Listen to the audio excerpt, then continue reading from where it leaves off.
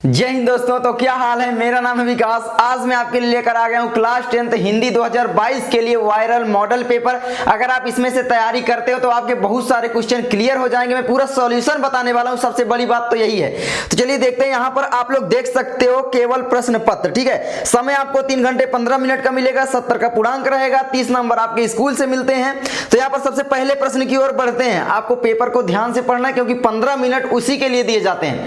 तो यहाँ पर आप लोग सबसे पहला यहाँ पर कि भाई पहला कक्का, निम्नलिखित कथनों में से कोई एक कथन सही है, उसे पहचान कर लिखिए। एक कथन सही है, उसे पहचान कर लिखना है। पहला है आपका जैनेन्द्र कुमार एक कवि के रूप में अधिक प्रसिद्ध है। दूसरा, ममता के लेखक रामधारी सिंह दिनकर हैं। तीसरा, जयप्रकाश भारती शुक्ल युग के कवि हैं। चौथा, प्रबंध परिजात के लेखक पद्मलाल पुन्नालाल बख्शी हैं। इनमें से कौन सा विकल्प सही होगा, गेस करके कमेंट करो। अब मैं आपको बताता हूं, इसमें से आपका विकल्प तो ये वाला सही होगा, प्रबंध परिजात के लेखक पद्मलाल पुन्नालाल बख्शी हैं, ठीक है। लेकिन एक बात मुझे कंफ्यूजन करती है कि पता नहीं जो ये एग्जाम वाले क्वेश्चन पेपर बनाते हैं, भांग खाकर बनाते हैं, कैसे बनाते हैं। यहाँ पर जो जयप्रकाश भारती शुक्ल युग के कवि हैं, ये भी यहाँ पर अगर गूगल में सर्च करो तो कोई तो दिखाएगा कि जयप्रकाश भारती एक्चुअली में शुक्ल युग के कवि हैं। तो अब यहाँ पर दोनों विकल्प सही हो जाते हैं, तो कौन सा टिक लगाओगे भाई? थोड़ा क्वेश्चन पेपर को बोर्ड वालों सुन रहे हो तो ध्यान से बनाया करो, कंफ्यूजन हो जाती है, ठीक है। चलो आगे बढ़ते हैं। कोई नहीं, लेकिन यहाँ पर आपका यही सही हो जाएगा, मतलब कि आपके पाठ्य पुस्तक से ही पूछेगा ज्यादातर, कोशिश करना, ठीक है।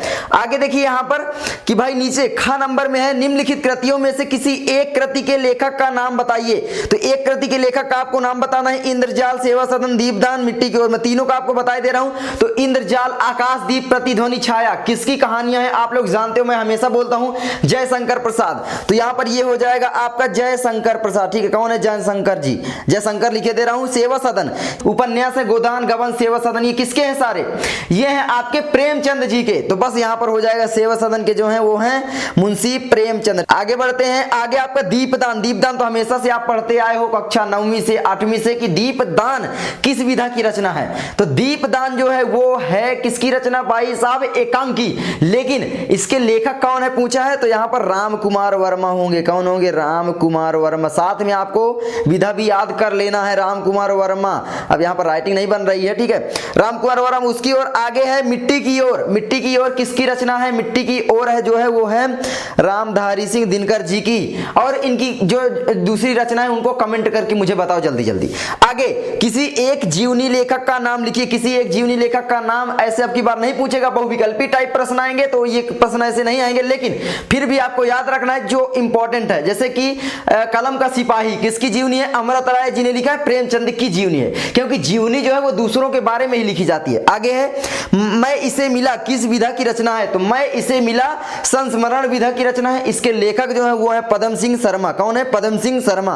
आगे संस्मरण विधा के किसी एक लेखक का नाम लिखिए। फिर वही फंस गया भाई, ऊपर वाली अगर आपको विधा मालूम होती, उसके लेखक मालूम होते तो नीचे वाला आप आराम से कर दोगे। तो यही देख सकते हो कि मतलब बोर्ड एग्जाम में क्वेश्चन इधर उधर से रिलेट करते हैं, तो आपको थोड़ा सा ध्यान पूर्वक पढ़ना है, ठीक है। थोड़ा दिमाग में क्लिक किया तो आपको समझो 2-4 नंबर मिल गए। तो यहाँ पर आपका संस्मरण विधा के किसी एक लेखक का नाम आप लोग लिख सकते हो पदम सिंह शर्मा, और दूसरा महादेवी वर्मा। लेखिका है वैसे, लेकिन चल जाता है लेखक में भी, ठीक है। आगे बढ़ते हैं। रीतिबद्ध शाखा के किसी एक कवि का नाम लिखिए। तो रीतिबद्ध शाखा के किसी एक कवि का आपको नाम लिखना है। तो बताइए जल्दी से क्या हो सकता है, और उसकी एक रचना भी लिखना है। तो मैं आपको बता दूं रीतिबद्ध शाखा के पहले कवि जो है वो है बिहारी, इनकी प्रमुख रचना है बिहारी सतसई, बिहारी लाल। और एक आप पढ़े होंगे कि केशव दास, एक्चुअली में इनका नाम होता है केशव दास। इनकी जो प्रमुख रचनाएं रामचंद्रिका और कनुप्रिया, ये 2 रचनाएं इनकी इंपॉर्टेंट है, तो इनको याद रखना। कौन? आगे है आपका प्रयोगवादी काव्यधारा की 2 विशेषताएं बताइए। मैं हमेशा से बताता आ रहा हूं। पहला आपका हो जाएगा कि पहला यहां पर मैं बता दे रहा हूं मुक्तक शैली का प्रयोग, मुक्तक शैली बस लिखे दे रहा हूं, समझ जाओगे। दूसरा आप लिख सकते हो अति यथार्थवादी दृष्टिकोण। 3-4 हैं और हैं कि भाई पूंजीपतियों के अन्याय के खिलाफ क्रांति की भावना, ऐसे भी लिख सकते हो, ठीक है। तो बहुत सारी हैं, तो आप 2 याद कर लो जो आपको सरल लगे। आगे बढ़ते हैं, ठीक है। तो आगे है आपका कि भाई निम्नलिखित में से किसी एक आप ग्रंथ के कवि का नाम लिखिए। तो मैंने यहाँ पर बहुत सारी चीजें लिखी हैं, आप लोग देख सकते हो, ठीक है। क्या क्या है? एक पतंग, अनंत में, इसके जो लेखक कवि हैं अशोक वाजपेयी जी हैं। दूसरा पंचवटी, पंचवटी के जो यहाँ पर कवि हैं मैथिली शरण गुप्त जी हैं। आधुनिक काल के जो कवि वो है माखनलाल चतुर्वेदी जी। सॉरी समर्पण के जो समर्पण अरे यार क्या बोल रहा हूं भाई मैं। समर्पण के जो कवि हैं माखनलाल चतुर्वेदी जी हैं और अनामिका के जो कवि हैं सूर्यकांत त्रिपाठी निराला हैं। ये देखो एक बात और पूछ सकता है कि सूर्यकांत त्रिपाठी निराला किस युग के कवि थे, तो मैं आपको बता दूं ये छायावाद और प्रगतिवाद 2 युग के कवि थे, मतलब दोनों युगों में इन्होंने काम किया है। आपको ध्यान रखना है दोनों युग में इनकी रचनाएं मिलती हैं। आगे देखो यहाँ पर भाई साहब मैथिली शरण गुप्त ये थे द्विवेदी युग के, ठीक है, कौन से द्विवेदी युग के। आगे बढ़ते हैं, चलो आगे। यहाँ पर आगे आपका 6 नंबर का क्वेश्चन आएगा, आप लोग देख सकते हो सेम ऐसे ही आएगा। भाई साहब 3 चैप्टर आप लोग पढ़ लो बस, आपका समझो 6 नंबर पक्का है। कौन कौन से, आपका जो प्रथम है, द्वितीय है, तृतीय। आचार्य रामचंद्र शुक्ल का मित्रता हो गया, जयशंकर प्रसाद का ममता हो गया, डॉक्टर राजेंद्र प्रसाद का भारतीय संस्कृति। वैसे आप 2 पढ़ लोगे, पहली तो भारतीय संस्कृति बहुत इंपॉर्टेंट है, तो यहाँ पर भारतीय संस्कृति से ही क्वेश्चन आया हुआ है। हमारी सारी संस्कृति का मूलाधार इसी अहिंसा तत्व पर स्थापित रहा है। जहां जहां हमारे नैतिक सिद्धांत का वर्णन आया है अहिंसा को उसमें मुख्य स्थान दिया गया है। मतलब हमारा भारत जो है वो अहिंसात्मक देश है। आप जानते हो अहिंसा का मतलब होता है लड़ाई ना करना, मतलब इधर उधर की बातें नहीं, लड़ाई ये सब मारकाट ये सब नहीं करना, मतलब एक अहिंसात्मक तरीके से किसी भी चीज को सॉल्व करना, बात करके सुलझा लेना मैटर को। आगे अहिंसा का दूसरा नाम रूप त्याग है। अहिंसा का जो दूसरा नाम है वो रूप और त्याग है, और हिंसा का दूसरा रूप जो है वो है स्वार्थ। यहाँ पर लिखा गया है जो प्रायः भोग के रूप में हमारे सामने आता है। अगर कोई भी व्यक्ति भोग विलास करना चाहेगा तो वो स्वार्थी बनेगा ही बनेगा, फिर मतलब वो अहिंसात्मक बन जाता है। मतलब आप जानते हो फिर वो मर्डर वगैरह इस तरीके के भी कर देता है। बहुत सारे कांड होते होंगे आपके बगल वगल में, जानते हो भाई, सब चीजें दिमाग में रखो। आगे आपका देखो रूप में हमारे सामने आता है। हमारी भारतीय सभ्यता ने तो भोग भी त्याग ही से निकाला है, और भोग भी त्याग से ही निकाला है, और भोग भी त्याग में ही पाया है। श्रुति कहती है तेन, ये पूरा है। देखो अब यहाँ पर मैं सिंपल आते हैं नीचे आप जो देखोगे तो यहाँ पर पहले में आपका क्या है, उपर्युक्त गद्यांश का संदर्भ लिखिए। संदर्भ लिखने के लिए सिंपल है, आपको पाठ का नाम मालूम होना चाहिए और उस पाठ के लेखक का नाम मालूम होना चाहिए। आपका 6 नंबर पक्का। कैसे मैं आपको बताता हूँ। पहला जैसे कि प्रस्तुत गद्यांश हमारी पाठ्य पुस्तक हिंदी के गद्य खंड में संकलित ममता नामक चैप्टर से, ममता नामक पाठ से उद्धृत है या लिया गया है या अवतरित है, जिसके लेखक जयशंकर प्रसाद, तो जयशंकर प्रसाद जी हैं। इसी तरीके से मतलब लिख देना चाहिए जिसका ये तो भारतीय संस्कृति का, तो आप लिखोगे कि भाई प्रस्तुत गद्यांश हमारी पाठ्य पुस्तक हिंदी के गद्य खंड में संकलित भारतीय संस्कृति नामक पाठ से अवतरित है। इसके लेखक सॉरी डॉक्टर राजेंद्र प्रसाद जी हैं। ठीक है, तो ये हो गया। आगे बढ़ते हैं। पारस्परिक विरोध को कैसे निपटाया जा सकता है, आपसी बातचीत करके, आपसी सहमति से पारस्परिक विरोध को निपटाया जा सकता है। आगे बढ़ते हैं। आगे ये देखो इसी में अथवा में देगा तो मित्र सच्चे पथ प्रदर्शक के समान होना चाहिए, जिस पर मैं इसे बिना पढ़े आपको बता दे रहा हूं। ठीक है, देखो यहाँ पर आप लोग पढ़ लेना, जो डिस्क्रिप्शन में लिंक मिलेगी ना वहां पर आप इस मॉडल पेपर को डाउनलोड कर सकते हो बिल्कुल फ्री में भाई साहब। ठीक है, कोई पासवर्ड नहीं दूंगा मैं। मतलब बहुत सारे बच्चे बोलते हैं भाई ये डाउनलोड नहीं हो रहा है, पासवर्ड सही नहीं है, तो मैं पासवर्ड दूंगा ही नहीं, आपको पासवर्ड लगाऊंगा ही नहीं। डाउनलोड करो जाकर, पढ़ाई करो फ्री में बस। तो यहाँ पर अब देखो पहला है उपर्युक्त गद्यांश का संदर्भ लिखिए। तो आपको एक तो उपर्युक्त गद्यांश का संदर्भ लिखना है, रेखांकित अंश की व्याख्या करनी है और सच्चा मित्र कैसा होना चाहिए इसका आंसर देना है। अब यहाँ पर देखो उपर्युक्त गद्यांश का संदर्भ मैंने बताया, प्रस्तुत गद्यांश हमारी पाठ्य पुस्तक हिंदी के गद्य खंड में संकलित मित्रता नामक पाठ से अवतरित है। इसके लेखक आचार्य रामचंद्र शुक्ल जी हैं। मित्रता के आचार्य रामचंद्र शुक्ल जी हैं। तो तीनों को आपको याद कर लेना है कि इसके लेखक कौन है, ध्यान रखना है आपको, वरना फिर आप समझ लो बच्चे अभी तैयारी नहीं कर रहे हो तो कर लो भाई अपने घर वालों के लिए, हाँ अपने लिए, घर वालों के लिए नहीं तो अपने लिए ही सही। ठीक है, आगे बढ़ते हैं। रेखांकित अंश की व्याख्या बढ़ा चढ़ा कर लिख दोगे, इसी के अनुसार थोड़ा बहुत इधर उधर की भाई देखो मित्र कैसा होना चाहिए, मित्रता ऐसी नहीं करनी चाहिए, ऐसे मित्र हमें नहीं बनाने चाहिए कि जो हमारे गुणों को ही उजागर करें, हमारे दोषों को हमें ना बताएं। बहुत सारी चीजें आप अपने दिमाग से लिख सकते हो, बढ़ा चढ़ा कर एक पेज में लिख दोगे, 2 नंबर फिक्स हो जाएगा। आगे 2 नंबर का आपका प्रश्न आएगा, सच्चा मित्र कैसा होना चाहिए। सच्चा मित्र पथ प्रदर्शक के समान होना चाहिए, जो हमारे बुरे कामों को बताए और अच्छे पर भी प्रशंसा करे, और बुरे काम अगर हम करें तो उससे हमें करने से बचाए। सिंपल, आप अपने दिमाग से लिख दोगे भाई साहब। आगे आगे आगे आगे आ जाओ आगे आप गिरना यार तू। आगे चौथा आता है आपका, निम्नलिखित पद्यांश में से किसी एक की संदर्भ सहित व्याख्या कीजिए तथा उसकी काव्य सौंदर्य भी स्पष्ट कीजिए। 6 नंबर का आएगा। 1 नंबर जो आपका मिलेगा संदर्भ का मिलेगा, इसमें 1 नंबर मिलता है। गद्य में 2 मिलता है, एक काव्य है, काव्य मतलब पद्य, ठीक है। अब यहाँ पर व्याख्या के लिए 4 नंबर मिलेगा, 1 नंबर काव्य सौंदर्य के लिए मिलेगा। काव्य सौंदर्य का मतलब इसमें कौन सा अलंकार है, ठीक है, कौन सा अलंकार है, कौन सी भाषा है, ये सारी चीजें। आगे तो यहाँ पर देखो, गुरुपद बंदी सहित अनुरागा राम मुनि सब आय सुमांगा सहज ही चले सकल जग स्वामी मत मंजुबर कुंजर गामी चलत राम सरपुर नर नारी पुलक पूरी तन भय सुखारी बंदी पितर नहीं पढ़ूंगा, अब आगे नहीं पढ़ूंगा। अब यहाँ पर मैं सीधे आता हूँ क्वेश्चन के आंसर में। तो यहाँ पर क्या करना है कि भाई प्रस्तुत पद्यांश हमारी पाठ्य पुस्तक हिंदी के पद्य खंड में संकलित। अब यहाँ पर श्री तुलसीदास जी द्वारा रचित श्री रामचरित मानस से धनुष भंग नामक शीर्षक से उद्धृत है, ऐसे भी लिख सकते हो, या केवल श्री रामचरित मानस नहीं लिखोगे तो भी चल जाएगा। 1 नंबर मिल गया, 4 नंबर आप बढ़ा चढ़ाकर व्याख्या लिखोगे। थोड़ा बहुत देखो हिंदी पढ़ो, इसको रटो मत पूरा कि एकदम मैं एग्जैक्ट लिखूंगा पूरा, नहीं, आपको केवल उसको पढ़ना है, फिर अपने से बना कर लिखने की कोशिश करनी है भाई साहब, सॉल्व। और काव्य सौंदर्य में आप जानते हो अवधि भाषा में रामायण लिखी गई, तो भाषा अवधि, अलंकार कौन सा है, छंद कौन सा है, ये सारी चीजें। आगे 5वां आपका आएगा कि भाई जीवन परिचय देना है। जयशंकर प्रसाद, पद्मलाल पुन्नालाल बख्शी और भगवत शरण उपाध्याय को आपको नहीं तैयार करना है, मैं बताता हूँ, सिंपल है। 2 इंपॉर्टेंट जीवन परिचय मैं बता रहा हूँ, जयशंकर प्रसाद, आचार्य रामचंद्र शुक्ल, और एक याद करना चाहते हो तो कर लेना राजेंद्र प्रसाद। अगर इनको तैयार कर ले तो 100% है आपके बोर्ड एग्जाम में यही तीनों में से कोई ना कोई आएंगे और आपको 3 नंबर देकर जाएंगे, ठीक है। तो चलो आगे बढ़ते हैं। तो 3 नंबर ये आपका फिक्स है। आगे निम्नलिखित कवियों में से किसी एक कवि का जीवन परिचय दीजिए, उसकी एक रचना का नाम लिखिए। मैं सारे जीवन परिचय की लिंक डिस्क्रिप्शन में दे रहा हूं, जाकर एक एक करके पढ़ाई कर लो, ठीक है, एक एक करके। ये है, और आपको लग रहा होगा ये यहाँ पर ये मतलब ऐसे क्यों मुड़ा हुआ है, तो माइक अंदर लगाने के लिए ना थोड़ा फैशन दिखे भाई, मतलब फिर व्हाइट में ब्लैक आ जाता तो मजा ना आता ना, तो माइक अंदर है। अब माइक अंदर लग नहीं रहा था क्योंकि मैं सनडो पहना नहीं था, तो माइक इसी में लगा दिया ऊपर पे ऐसे तो ये ऐसे मोड़ लिया।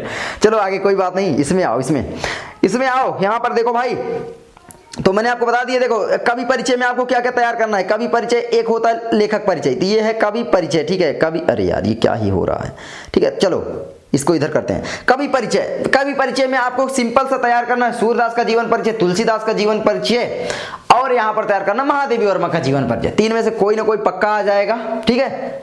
विश्वास करो अपने भैया का यार, विश्वास करो, तैयार कर लो जाकर। सारे की लिंक डिस्क्रिप्शन में मिल जाएगी, महत्वपूर्ण जीवन परिचय के नाम से है, महत्वपूर्ण हिंदी के प्रश्न के नाम से, तो उस प्लेलिस्ट को जरूर चेक करो, कमेंट में भी मिल जाएगी। आगे बढ़ते हैं। 6वां आपका बस वही फिर थे 4 नंबर का आएगा। 6वां क्वेश्चन ऐसे ही सेम आएगा, निम्नलिखित का संदर्भ सहित हिंदी में अनुवाद करो। हिंदी में ही सब कुछ करना है आपको, संदर्भ लिखना है। संदर्भ में आपको मैं बता दूं, जैसे कि आप क्या लिखोगे, भारतीय संस्कृति वाले पार्ट से है तो आप लिखोगे भारतीय संस्कृति वाले पार्ट से ही है ना, संगम स्थली भारतीय संस्कृति। हाँ, तो क्या करोगे कि भाई प्रस्तुत पंक्तियां हमारी पाठ्य पुस्तक हिंदी के संस्कृत खंड में संकलित भारतीय संस्कृति नामक पाठ से लिया गया है। लेखक तो पूछा नहीं जाता, जिसमें इन्होंने जिसमें रचनाकार ने या लेखक ने जो भी जिसमें अब आगे कुछ भी हो सकता है। बताओ जल्दी मैं क्या बोलना चाह रहा था, गेस करके नीचे। जिसमें मतलब भारतीय संस्कृति के बारे में बताया गया है ना। आगे अथवा में आपका बंधन, देखो अब यहाँ पर एक बात और मैं बोलना चाहूंगा। 7वां क्वेश्चन क्या आता है, अपनी पाठ्य पुस्तक से कंठस्थ किया हुआ कोई एक श्लोक लिखना है जो इस प्रश्न पत्र में ना आया हो। एक अथवा में देगा ही देगा 4 नंबर वाले में। अब आपको करना क्या है, 2 श्लोक तैयार कर लेना है और अपना 2 नंबर बिल्कुल फिक्स कर लेना है। दूसरी बात, उनका अनुवाद भी तैयार कर लेना है। और हो सकता है अगर ये आपको नहीं आ रहा है, हो सकता है आपको इसका अनुवाद आए तो आपको इसी को कर देना है। किसको? इसको आपको कर देना है। तो मैं बताई दे रहा हूं 2 ठो। बंधनम मरणम वापी जयो वापी पराजय उभयत्र समो वीरा वीर भाव ही वीरता। इसका मतलब क्या है, बंधन हो या मरण हो, जीत हो या हार हो, वीर हमेशा वीर ही रहता है। इन दोनों भावों को मतलब उभयत्र समो वीरा वीर भाव ही वीरता, इन दोनों ही ऊपर के भावों को ही वीरता कहते हैं, वीर भावों की ही वीरता कहते हैं। सिंपल, ठीक है। आगे सर्वे भवन्तु सुखिनः सर्वे सन्तु निरामया सर्वे भद्राणि पश्यन्तु मा कश्चित् दुर्भग भवेत्। मतलब सर्वे भवन्तु सुखिनः, सभी सुखी हों, सभी निरोगमय हों, मतलब रोग रहित हों। सर्वे भवन्तु सुखिनः सर्वे सन्तु निरामया सर्वे भद्राणि पश्यन्तु, सभी सुख को देखें, ठीक है। सर्वे भवन्तु सुखिनः, सर्वे सन्तु निरामया, सर्वे भद्राणि पश्यन्तु मा कश्चित् दुःख भाग भवेत्। ठीक है, सभी का दुख भाग जाए। आगे आगे आगे आ जाओ। तो इनका अनुवाद आप लोग तैयार कर लेना। ठीक है, आगे आगे देखो, आगे पाठ्य पुस्तक से ये भी हो गया। खा में आपका आएगा भाई 2 प्रश्न कोई आएंगे, एक का आंसर देना होगा। 4 में से 2 आराम से आप कर लोग, मैंने लिखाया है डिस्क्रिप्शन में, उसकी पेज की भी लिंक मिल जाएगी, जाकर तैयार करो। सारी चीजें फ्री में दे रहा हूँ। आगे आगे बढ़ते हैं, आ जाओ आ जाओ आगे। 8वां क्वेश्चन, 8वां में आपका निम्नलिखित में रस पहचानना। ये तो आपके आने ही आने, इनको तो आपको तैयार करना है, गारंटी है। ठीक है, हास्य रस और करुण रस, 2 रसों की परिभाषा एवं उदाहरण तैयार करना है, 100% आ जाएंगे। जैसे यहाँ पर देखो क्या आया है, करुण रस की परिभाषा एवं उदाहरण लिखिए। करुण रस का स्थायी भाव शोक है। यही शोक नामक स्थायी भाव जब विभाव, अनुभाव एवं संचारी भावों से संयोग करता है तब करुण रस की निष्पत्ति होती है। उदाहरण के लिए आप शोक जिसमें हो भाई, जैसे श्रवण कुमार की माता रो रही थी जब, मणि खोए भुजंग सी जननी, फंसा पटक रही थी शीश, अंधी आज बनाकर मुझको किया न्याय तुमने जगदीश। तो ये तैयार कर सकते हो। आगे बढ़ते हैं। तो करुण रस मैंने बता भी दिया। हास रस का, वैसे हास रस का स्थायी भाव हास है। यही हास नामक स्थायी भाव जब विभाव, अनुभाव, संचारी भाव से सहयोग करता है तब हास रस की निष्पत्ति होती है। बस वही बिंद के वासी उदासी तब व्रत धारी महाबिनु नारी दुखारे। आगे जो आप याद किए हो क्वेश्चन बैंक से। आगे आगे है आपका खा नंबर। खा में आपका आएगा अलंकार। इसमें कौन सा अलंकार पहचान सकते हो? तो पहचानना थोड़ा मुश्किल हो जाता है, गलत हो सकता है। सिंपल है, आपको उसकी अलंकार की परिभाषा उदाहरण लिख देना है। कौन सा अलंकार है? उपमा। आपको कमेंट करना है उपमा अलंकार की परिभाषा क्या होती है। चलो आगे। सोठा और रोला छंद, ये भी मैं बता चुका हूं आपको, आप जानते हो। आप सर्च कर सकते हो, जो भी वीडियो हिंदी की चाहिए कि भाई रोला एवं सोठा छंद बाई लर्ण मंत्रा, विकास यादव नहीं, लर्ण मंत्रा। ठीक है, लर्ण मंत्रा तो आ जाएगा। आगे बढ़ते हैं। चलो आगे 9वां आपका है, देखो यहाँ पर कि का निम्नलिखित उपसर्गों में से किन्हीं 3 के मेल से शब्द बनाइए। ये आपका 3 नंबर तो पक्का है। क्यों? क्योंकि यार ये आराम से कर लोगे 3 के मेल से। 5 कभी कभी 6 भी देता है कहीं कहीं पर, मतलब अलग अलग जिले में अलग अलग क्वेश्चन पेपर आता है। मैंने देखा कि किसी किसी जिले में बिल्कुल सरल आता है, किसी किसी जिले में बहुत कठिन आता है। जैसे कि मैंने देखा कौशाम्बी एक जिला है, मतलब उत्तर प्रदेश में, उस वहां पर क्वेश्चन पेपर हमेशा से सरल आता है, पता नहीं क्यों, लेकिन ये तो भाई अन्याय है एक प्रकार से। चलो कोई बात नहीं, तैयारी तो आपकी बेस्ट मैंने करवा ही दिया, चाहे जिस जिले से हो आप। यूपी के 75 जिले हैं, 75 में से किसी भी जिले से हो अगर आप। ठीक है, आगे गलती हो सकती है। आगे पहला देखो यहाँ पर आ से आपको बनाना है अनुकरण, अतुल्य, अनामिका। इन्हीं को याद कर लो, बस आ जाएगा। सु से सुकुमार, सुनीता, सुजाता। मतलब यार दिमाग से अपने बना लोगे, कोई दिक्कत नहीं है। मतलब आगे सह से, आप सह से कमेंट करो, क्वेश्चन मार्क लगा दे रहा हूं। सहचर सह मैं बता ही दे रहा हूं, नहीं बताऊंगा। आगे अप से अपमान, अपसद, अपव्यय। आगे आगे आगे कमेंट करो, और जो नहीं बोला उसको। अभी से अभिमान, अभिक्रिया, 2 बताया, 2 और कमेंट करो ताकि आपको भूले ही ना। चलो आगे बढ़ते हैं, आ जाओ। खा आपका आएगा निम्नलिखित में से किन्हीं 2 प्रत्ययों का प्रयोग करके एक एक शब्द बनाइए। तो एक एक शब्द आपको बनाना है। पहला त्वा में आपका तत्व, महत्व, करत्व, विवित्व, प्रभुत्व, कितना भी कर सकते हो। आगे पन यार, बचपन, हठपन, लड़कपन, कितना भी कर सकते हो। भोलापन, पागलपन, पन। चलो आगे आगे आगे। तीसरा आपका आएगा वट में आपका जैसे सजावट, लिखावट, गर्माहट, वैसे हट आएगा, वट आना चाहिए। लिखावट, गिरावट। आगे कमेंट करो। आगे ता कठिनता, महानता, सुंदरता। और कमेंट करो कमेंट करो। आगे आई में आपका लिखाई, लंबाई। ठीक है, आगे लिखाई, लंबाई, गवाई, सहनाई। आई हारा सहनाई, बैठ गया, फिट बैठ गया। सहनाई, महंगाई, गरुआई, प्रभुताई, चुराई, राई है। आगे निम्नलिखित में से किन्हीं 2 के समास विग्रह कीजिए तथा समास का नाम लिखिए। ठीक है, तो नीलमणि का कर्मधारय समास है, जैसे नीला है, जो मणि तो नीलमणि। 12 मासा, देखो जहां पर अंक आएगा, कोई शब्द आएगा मतलब गिनती वाले आपके, तो वहां पर आपके द्वंद्व समास हो सकता है या द्विगु समास हो सकता है। जैसे चौराहा में कौन सा समास है? तो चौराहा में 4 रास्तों का समूह, तो वहां पर आपका जो समास होगा वो हो जाएगा ये द्विगु समास। और द्वंद्व में क्या होगा? जैसे माता पिता, मतलब दोनों शब्द में एक बीच में डैश ऐसे लगा रहेगा। माता पिता, खरा खोटा, खरा और खोटा, मतलब समझ रहे, वो द्विगु समास हो जाएगा। तो ये आपको द्वंद्व हो जाएगा। द्वंद्व का मतलब 2 माता पिता, खरा खोटा, काला गोरा, ऐसे। ठीक है, आगे आना जाना, ये देखो यहाँ पर है, ये यहाँ पर कौन सा द्विगु समास, अब की बार आपका द्विगु समास और द्वंद्व समास आएगा ही। बहुब्रीहि हटा दिया गया है, कर्मधारय हटा दिया गया है, तो 2 समास आप आराम से तैयार कर लो, यही द्विगु तविगु यही आएंगे दोनों, तो कोई कर लोगे तो आपका ये 2 नंबर तो फिक्स है। आगे घ नंबर आपका निम्नलिखित में से किन्हीं 2 के तत्सम रूप लिखिए। तत्सम रूप आपको बताना है, दही का दधि हो गया, पुरुषार्थ का पुरुषार्थ नहीं, पुरुषार्थ का पुरुषार्थ हो गया, कीर्ति का कीर्ति, गुणी का गुणी, मतलब आप कर लोगे। आप थोड़ा बहुत पढ़ाई कर लेना जो आपके पाठ्य पुस्तक में दिए गए हैं तत्सम तद्भव, तो रोज पढ़ा करो, रटो मत, रोज कम से कम 5 मिनट उनको पढ़ बस लिया करो। आप एग्जाम में आराम से आपको दिमाग में क्लिक कर जाएगा कि हाँ यार इसका ये होगा, आराम से, मतलब रटने की जरूरत नहीं पड़ेगी। आगे पर्यायवाची शब्द, तालाब का देख सकते हो, जलाशय, सरोवर, पोखर, जलाशय, ठीक है, जलाशय, सरोवर, पोखर, तड़ित, तड़ाग भी बोलते हैं बहुत सारे लोग। आगे गाय को क्या क्या बोलते हैं, गैया भी बोलते हैं, गौ बोलते हैं, ठीक है, धेनु बोलते हैं, गौ माता, तो बहुत सारी। आगे सर्प, सर्प को भुजंग, नाग, विषधर, आकाश, नभ, अंबर, आसमान, अंतरिक्ष, शून्य, कितना भी आप, गगन, ठीक है, और हो सकता है। आगे है आपका 10वां क्वेश्चन, आपका जो आएगा वही आएगा, निम्नलिखित में से किन्हीं 2 में संधि कीजिए। संधि का नाम लिखिए, तो संधि कीजिए, संधि का नाम आपको लिखना है कवि आदि, काव्यादि, एकाकम, ठीक है, एकाएकम कैसे होगा, महाओधव, महोधव, इत्युक्तम, इत्युक्तम, तो मतलब आप थोड़ा पढ़ोगे ना तो आराम से कर लोगे। संधि करना है तथा संधि का नाम भी बताना है, तो संधि आप पढ़ लेना। अब की बार यार कौन सी संधि कट कर दी गई आपको, मैंने बताया था, मुझे भूल गया एक्चुअली में।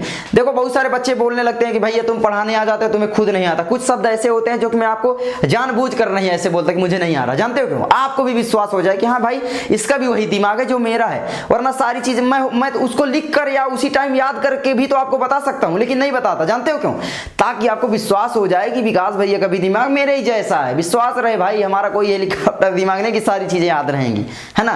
तो ये सारी चीजें होती है, बहुत सारे लोगों को बुरा लग जाता है उसके लिए, मतलब जो रियलिटी हूं मैं, मतलब बिल्कुल रियल आप लोगों के सामने आता हूं जैसा हूं जो भी, तो वही आपको बुरा हो सकता है लग जाए, पता नहीं, किसी किसी को लगता है, आपको हो सकता है ना लगे, तो धन्यवाद लाइक कर देना। आगे आपका ख नंबर में आएगा, निम्नलिखित में से आपको ये बताना पड़ेगा, तो आप याद कर सकते हो इनको। मैं इनको वैसे लास्ट में रिकमेंड करता हूँ याद करना, अपना टाइम ज़्यादा बर्बाद मत करने लग जाना इनमें याद करने के चक्कर में, क्योंकि फिर क्या होता है, हाँ याद अगर आपको हो जाता है तुरंत तो याद करो, क्योंकि इसमें क्या होता है कि भूलता रहता है बार बार।